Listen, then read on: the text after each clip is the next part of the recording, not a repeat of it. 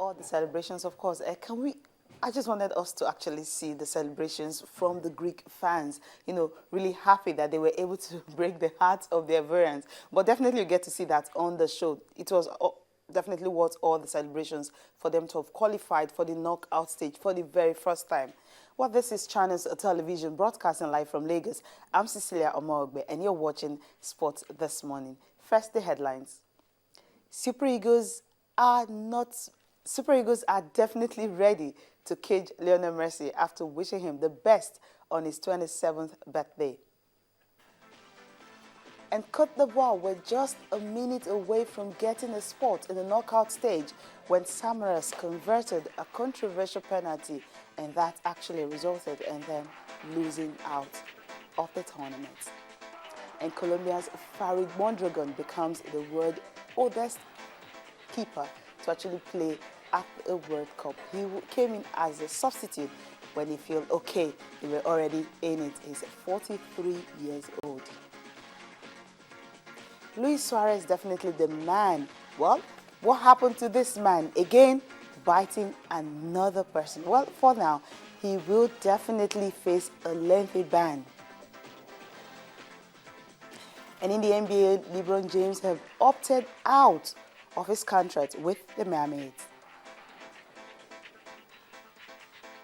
These are more after this report.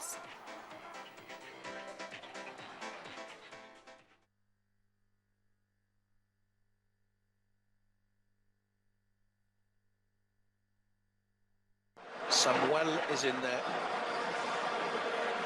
Coming from deep. Argentina lead. And it's Eto'o who got in there. The Manchester United. After meeting in 3 previous encounters at the World Cup without a win against the Argentines, the Super Eagles of Nigeria would have to devise a new strategy to redeem themselves. Into space and looking for Higuain. This could be 2. And again. Defeated in 1994, 2002 and 2010 by the same team, football enthusiasts back home want the team to brace up. And it's a goal to Nigeria! Maradona leaves it. Shot comes in, because they've had a goalkeeper has spilled it, and Argentina equalise. Definitely we have to, I think, work on the loopholes in the midfield. You know, we have to work on our midfield. So we are getting better, like what Steve said after the victory against Bosnia-Herzegovina. And if you look at Nigerian record and Argentina in 1994, we lost to them. In 2010, we lost to them.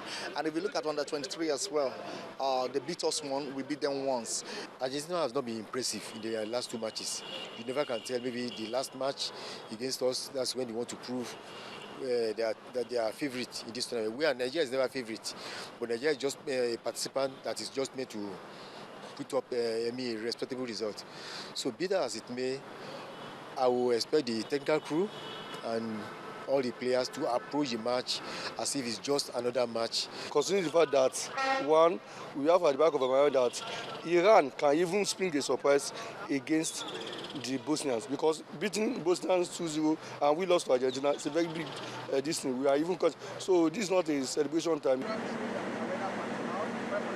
No matter how desperate Nigerians might want this victory or even a draw, there is an interesting scenario many Nigerians would not be hoping plays out. If Nigeria loses by a lone goal to Argentina and Iran beat Bosnia and Herzegovina by the same margin, then we're off to the rule of the hats or toss of a coin. According to FIFA guidelines for the FIFA 2014 World Cup, if 2 teams finish the group with the same number of points, goal difference and head-to-head, then a toss of coin or draws from a hat will determine who moves into the next round. Well, hopefully, Coach Stephen Cashin and his team will have this in mind and try to avoid that scenario as the team spread its wings, ready to fly.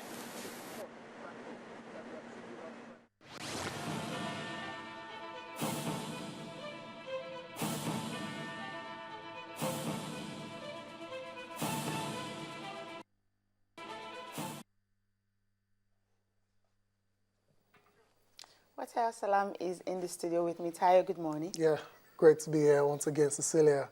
And today is the day I don't want to call it the day of reckoning or judgment day or day of redemption, because that's what we call the game versus Bosnia.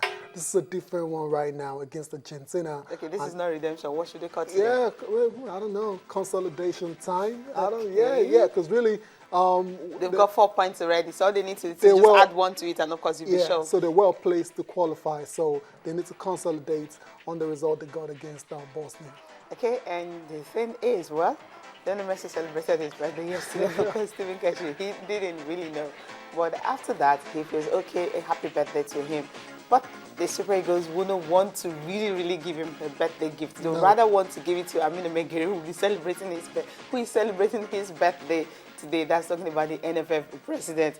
And well, for the Super Eagles, they're definitely poised to win this game. Yeah, definitely no birthday gift for Messi, because if you decide to do that, that means he's going to get a couple of goals or even a hat trick.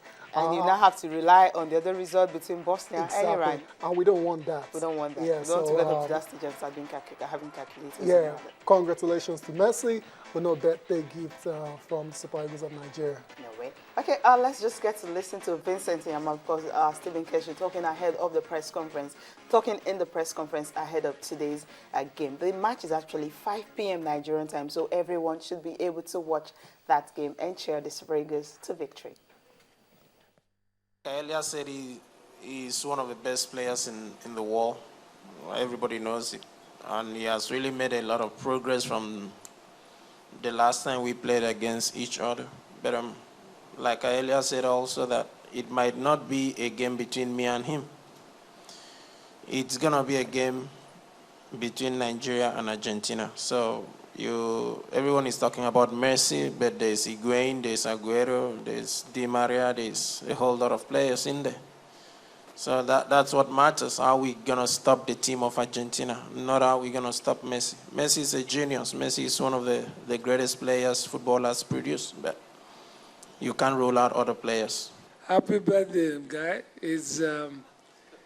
That's a great day, you know.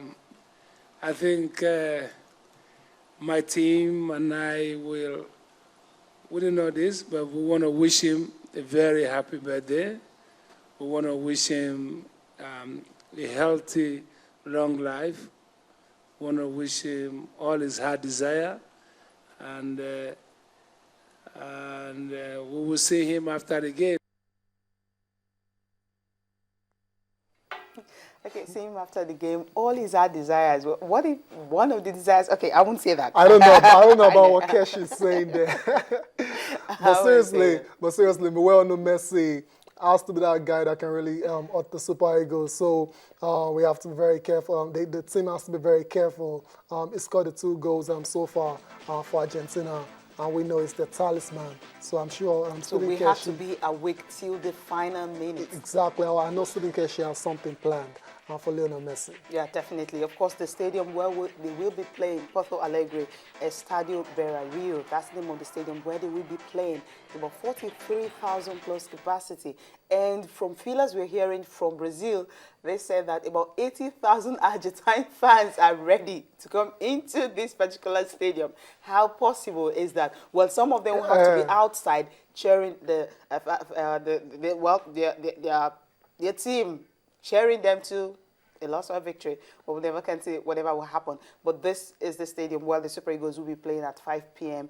today. And of course, 43,000 capacity stadium. It's not really one of the stadia that was constructed for this tournament. It was built way back in 1969. And the story about this particular stadium is the fact that, you know, why the Nacional, that's one of the teams that was actually playing at the stadium. Sometimes when they were playing in another venue, some of the fans, maybe when they're losing, they actually come here to actually help the contractors, you know, build the stadium. So it was actually a combination of the fans and, of course, some of the footballers and so many of the people around that ensure that this stadium was built for this tournament, and all the organizers needed to do was to refurbish it and ensure that it's really fit for the game this evening. So if 80,000 Argentine fans are planning to actually come and watch this game, where are they going to stay? Yeah, obviously they won't all get into the stadium. That's That's a fact already.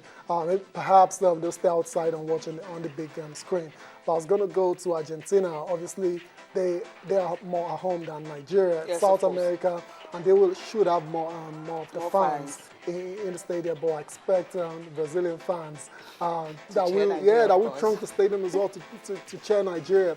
Brazil will never cheer Argentina. That's a statement of fact. So hopefully the supportership is not too partisan in favor of Argentina. Yeah, that's the expectation. And of course, and if you check the history between Nigeria and Argentina, is really not favorable. Not good at all. Like at the World Cup level, let's focus on the World Cup level. First, it was in 2004. We lost. Yeah, way back in 94. 1994, not 2000. Yeah. No, 1994. Yes. That's what I mean, like 20 years ago. Yeah, remember that game very well. Claudio Caniggia actually was the man that did the damage to the Super Eagles, and it's gone on and on like that for Nigeria. Never beaten Argentina before. In 2002 as well, too, where they lost to Argentina by a long goal as well. We met again in 2010, and we couldn't get it done. So perhaps it's going to be fourth time lucky for the Super Eagles. I don't know about that. We'll find out today. Yeah, I remember actually a friendly in Abuja. That was 2 years ago in 2012. Well, on June 1st, Nigeria defeated Argentina 4 goals to 1. But that was a merciless Argentina. We know that. But they came here, and of course, come on, it was a friendly. But that alone should give the Super Eagles that edge. Look, we can really beat that team because we have the bulk of the players there. Zabalasa and the likes were all there. They came to Nigeria and Abuja, and of course, the Super Eagles defeated them 4 goals. Cecilia, never compare a friendly match with a World Cup match. It's 2 different ball games. Sometimes it helps. Entirely. Yeah, I understand what you're saying. Perhaps it might just give them some confidence going into the game, thinking, we can mix it up with these guys. But then it's 2 different ball games entirely, so there's no comparison at all. But then Nigeria, Argentina today, 5 o'clock. It will be a very difficult game for Nigeria. It will be harder than what we got against Bosnia. But there's also this report from Brazil that Vincent Neymar actually collected all Messi's clip and he had to watch everything to check the move. Yeah, Vincent will be very keen this game. Like I want to believe that the Argentines will be on the hops there. They will dictate the game, and Vincent Neymar will have to be on top of his game to stop them from scoring.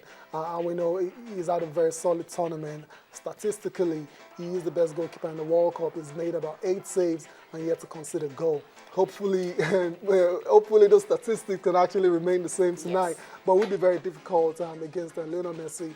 A lot of those Argentine players, like the Higuains and the Agueros and the Di Marias, they've not really got going in this tournament. So it's an opportunity for them as well to really kickstart their World Cup. So it won't be easy at all. And in Nigeria, all we have to do is get a draw, so we can forget about what is going on between Iran and Bosnia.